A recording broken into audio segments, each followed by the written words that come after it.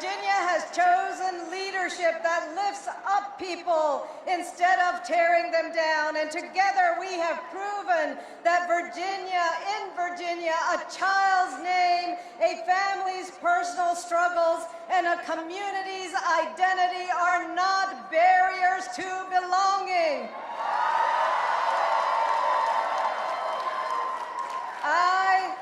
I am so incredibly honored and humbled to stand before you as Virginia's Lieutenant Governor-elect.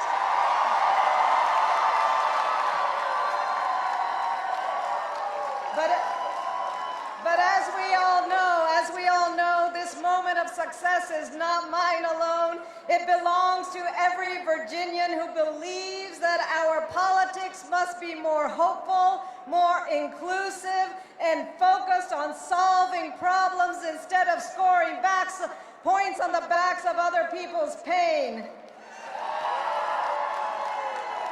It belongs to every parent who aspires to strong educational opportunities for their children. It belongs to all of our workers whose labor deserves respect and dignity.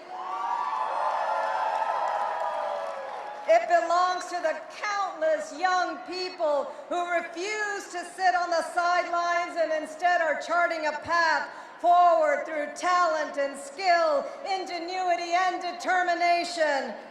My own journey from a young child landing at the airport in Savannah to now being elected as the first Muslim woman to achieve statewide office.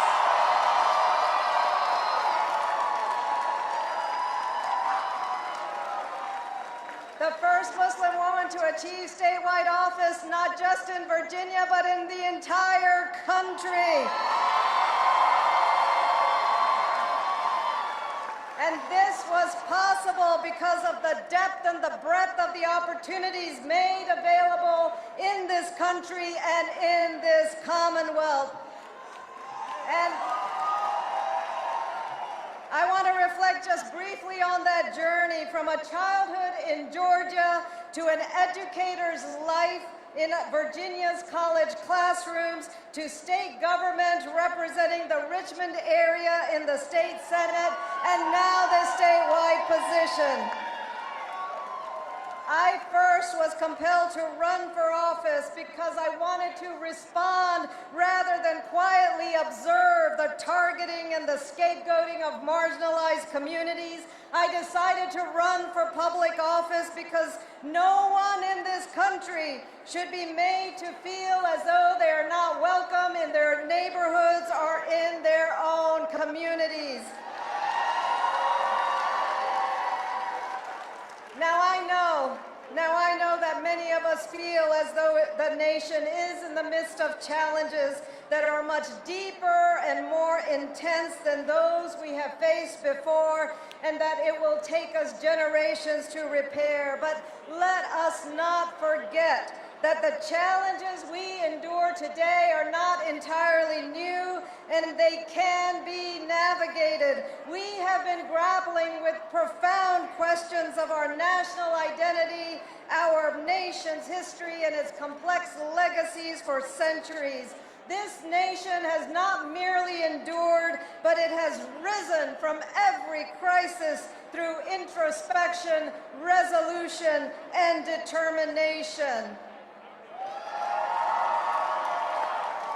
And tonight, we've taken another step forward. Tonight, today's elections and the voices of hundreds of thousands of voters tell us that we are ready to define a new path. We are investing in the future. We're building a Commonwealth in which every child receives a high-quality education and is able to build a life and a career right here in Virginia. And we're charting a path forward to ensure we have access to affordable health care, child care, and housing.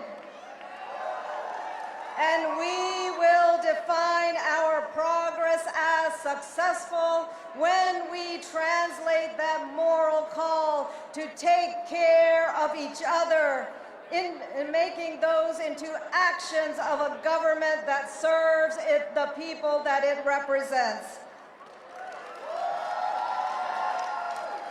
So tonight I just want to share a brief anecdote that resonates with me every single day. It is an anecdote that I actually heard on the morning that I was sworn into office for the first time. And I think of this story every time I decide on the legislation I'm going to carry, the budget items I will champion, and the votes that I will take. And it's a simple story about the lamplighter.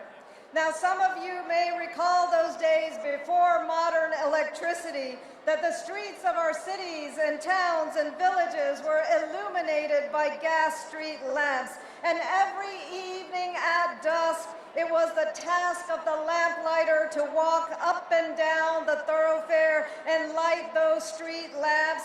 Those lamps were essential because they guided people back home through the dusk and through the darkness. And one evening, this particular lamplighter said to his young son, "Come with me this evening as we go about our work." And the little boy said to the lamplighter, "Father, what is it that we are doing this evening?"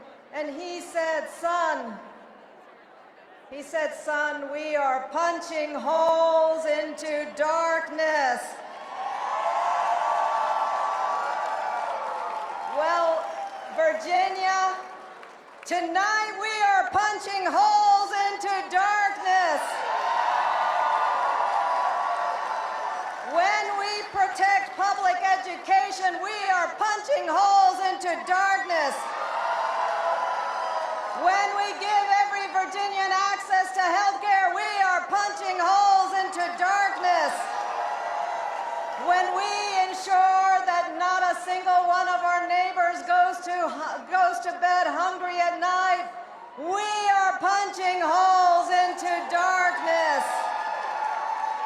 So let us move forward, choosing compassion over callousness, democracy over demagoguery, courage over cowardice. Only then will we be able to continue punching holes into that darkness. Virginia, thank you for the immense honor you've bestowed upon me. Let's